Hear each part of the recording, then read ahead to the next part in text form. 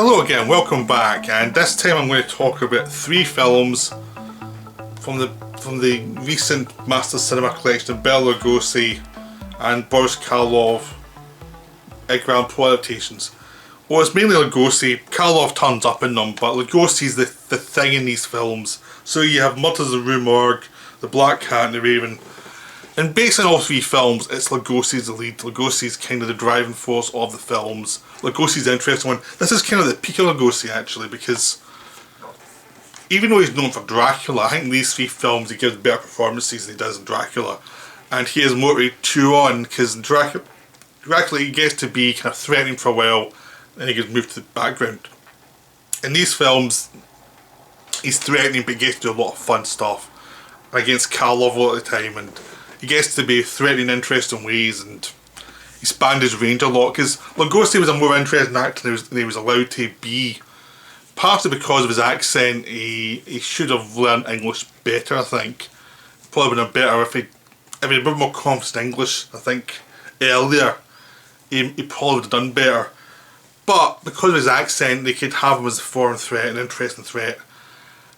And you give him the right part, he could really embrace it, because I think he was an actor who embraced everything. He did not have a kind of distance from the part the way Karloff sometimes did. Lugosi was the method actor before method, but he was method acting in really absurd situations. He kind of had that kind of intensity. But I mean, he was an actor who came from theatre in Europe, and he was an immigrant and went to America and ended up playing Dracula on Broadway. But he became an actor whose talents were kind of caricatured. So he ended up being like supporting players in like The Wolfman and, you know, some of the Frankenstein sequels, you know. And he kind of, his career became tragic, and he ended up in Ed Wood films and Old Mother Riley vs. Vampire films and stuff like that. So he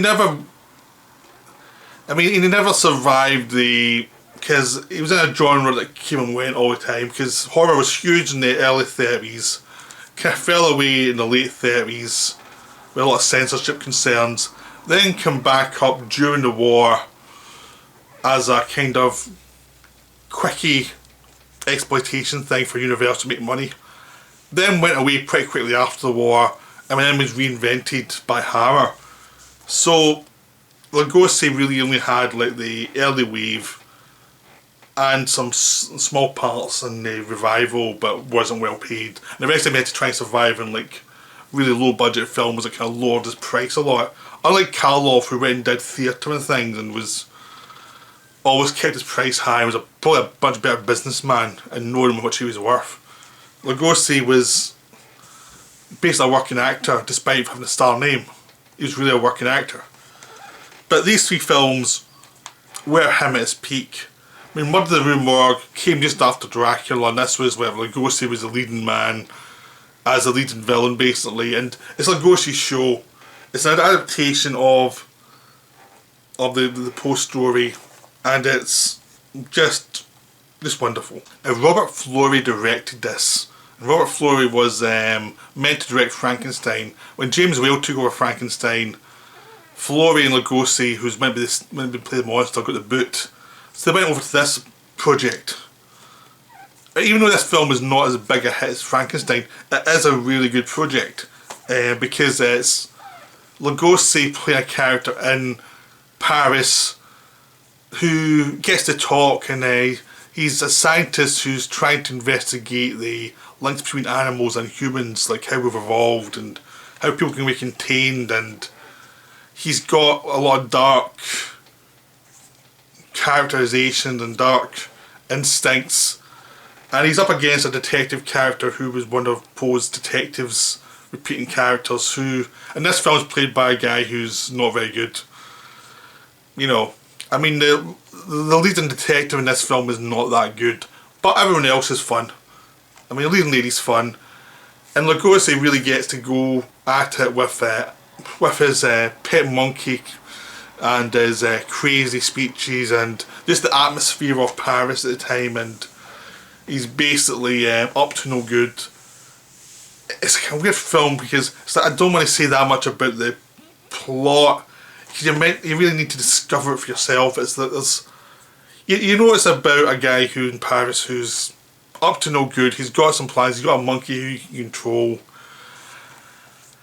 That's really it. But it's the atmosphere. It's the way it's shot. Because Floyd can really shoot atmosphere well and understood horror. And you've got a lot of stuff chases through the rooftops. You've got lots of sequences where there's a bit where the camera is tied to a swing that's going back and forward with the heroine as she's talking. And it's wonderful. And there's a lot of visual flair to it, and a lot of the sequences when you go into Lugosi's presentation at the beginning is wonderful because it's just so atmospheric. It's all about the atmosphere more than the plot. Kind of like what Argento was doing in the Suspiria and Inferno, where the plot was nice enough, but really the atmosphere was what was really about. It was really about the sensation, the feelings you got, and this film adored Lugosi. This film really treated him like a star. You know, he was the person, even when he was not on stage, he was always the person people were concerned about. He was always there. He was the focus of the film. Everyone else was minor in comparison to him. And he's wonderful in this. He's really eccentric, and he's kind of cold, and he's a liar.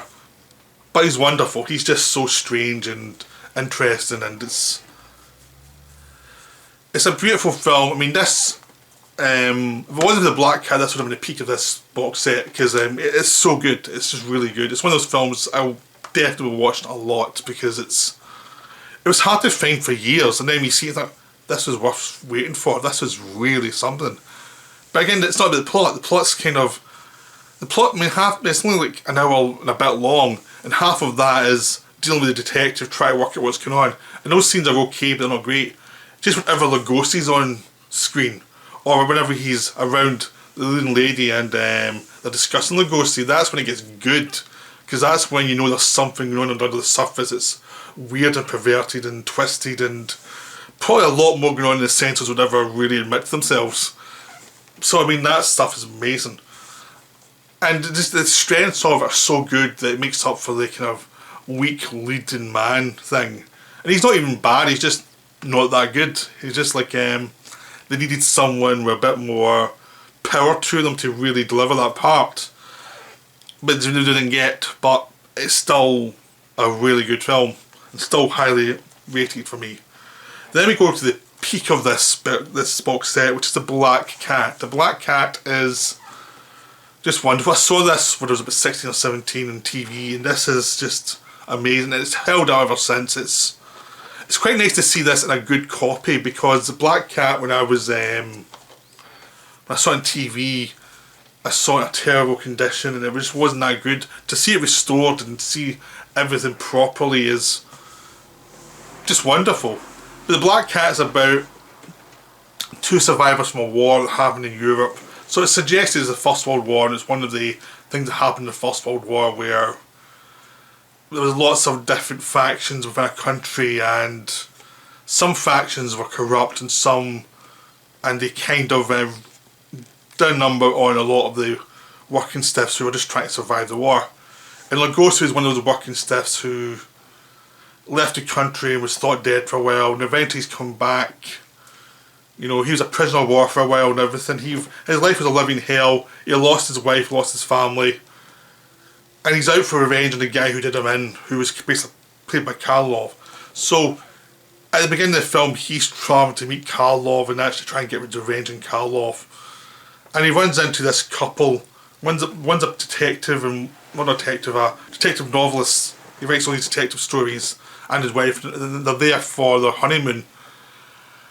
And after they're off the train and they're on this little bus thing that is taking them to the hotel during this thunderstorm, the bus crashes right next to the Karloff's house, which is this very modernist house. So Lugosi takes them up to the house, demands entrance. Karloff treats everyone as if he's a distinguished gentleman. Yep, sure, you can stay here for the night. We'll get you, we'll give you a bed, we'll let you rest up, everything's fine. He looks the most urbane, the most decent person ever. And Lugosi is like, no, he's a psycho. and Lugosi's out for revenge. And it's just like a kind of cat and mouse between these two characters, and the couple's kind of caught in between, as basically Karloff takes a liking to the woman and who's his satanic plans for the woman. And it turns out Karloff's got a wife who turns out to be the daughter of Lugosi, now grown up, and she's under a spell, and it's just basically tit for tat between these two horror icons, who's going to survive and who's not going to survive, and how one gets one up another constantly, and how one loses and wins, and it's just like waiting for the final showdown between these two and just enjoying the clash. And this is a clash that actually Lugosi wins. The funny thing about these films is, in the 30s, even though Karloff was a bigger name, even when we're getting towards the Black Cat and the Raven, they were Lugosi's films. He was like Karloff was a guest star in these films. They were Lugosi films. And Karloff seemed to be fine with that. He came in, did his job, and he seemed to enjoy working against Lugosi because he was working against someone else who was good. And you can tell he was enjoying playing off Lugosi and having fun with it. Especially the Black Cat, when they were both like able for each other and both would really stick the knife in all the time. Apparently the original cut was darker. This was Edgar Allan Poe, who was into like film noirs later on. He got blacklisted because he fell in love with the wife of someone in the studio and married her. So he blacklisted from Universal right after this film. And he made this film so dark they had to reshoot some of it and actually make Lugosi's character a bit nicer, just so there was some human contact. David Manners plays the leading man, the guy who's a detective novelist. And he's fun. He was in Dracula. We had the dull part, but in this one he gets a lot more fun because he's playing against two actors who are egging each other on, so he gets a bit more fun this time round. And the whole film, all the cast seem to be enjoying themselves. Everyone seems to be having a ball in this film, and it translates to the audience and transcends what could be a basic story into something that's really perverse, has so many crazy undertones. And basically, like, Karloff turns into a total Satanist and this weird guy and just a mass murdering psychopath, but a very polite one. And it's just wonderful. And Lugosi, when he goes for revenge, really goes for it. He's lost all humanity at that point. It's just great. This is the kind of film that you imagine most horror films would be when you see the posters. This one is that movie in the 30s. Okay, finally we have The Raven. The Raven, the weakest of these three. Just say it out. It's the weakest. It's not as good. The director was a studio guy who did a lot of anonymous films and you never heard from again type of thing. He's just not that kind of interesting. But it's still fun. It's more ridiculous but still fun. Basically, Lugosi is the lead again. He plays this death-obsessed, Poe-obsessed surgeon who's retired. But he's brought out his retirement to help save this woman who's been in a car crash. He saves her and he gets a bit obsessed by her. To an extent is her father is now very concerned about her being too close to him. And he knows that, and he's friendly with her fiancé, and he invites them all to his house for a weekend where he has a lot of nasty plans. And Karloff comes in about halfway through as an escaped convict who Lugosi says, I can change your face so no one will ever recognise you through a surgical technique. And what he does is he mutilates the guy. And he says, I'll make your face right if you do these things for me, because he knows the guy's a criminal who's capable of murder. And so Karloff goes along with him, not quite trusting him. And as someone points out to him later on to Karloff, like, do you think he'll really help you? This kind of guy, he's not going to help you. And it just becomes this dark tale of Lugosi's falling in love with this woman who doesn't get him. And then in some way he understands that, and he's actually a darker plan for them, and it's all very Poe-obsessed and all very obsessed by the idea of depravity and darkness and revenge and evil. It's a film that's crying out for Edgar Allan, but he's already banned. But I needed Edgar Allan to make this thing fly. but you got a normal director instead, and so it's not really. It's really enjoyable, but it's not quite the same level as other films. It's a bit long. It feels longer than other films, even though I don't think it is. It just feels longer because there's too many dead spots in it. But when Lugosi allows to be full cycle, or when Karloff's around, it's always a lot of fun, and the last third's great fun. This is a film that got in a lot of trouble for Universal because everyone thought it was sadistic. And it's like, if you've seen a black cat, the black cat's sadistic. This is mild in comparison. But yeah, this is... Raven's good fun. Raven's a lot of fun. But Monster of the Rue Morgue and the Black Cat are where it's really at, because they are top level 1930s Universal. They are basically should be seen in the same level, the same kind of arena as like Dracula and Frankenstein and The Mummy. They're that kind of... They should be on that level because they're so good. The Raven, not so much, but this is a top class set. Highly recommend it. Go buy it instantly. This is really worth it. You'll really have a good time with this set. And I hope you enjoyed the video. I'll be back soon with another video, but just go buy it. It's so good. Right, bye for now.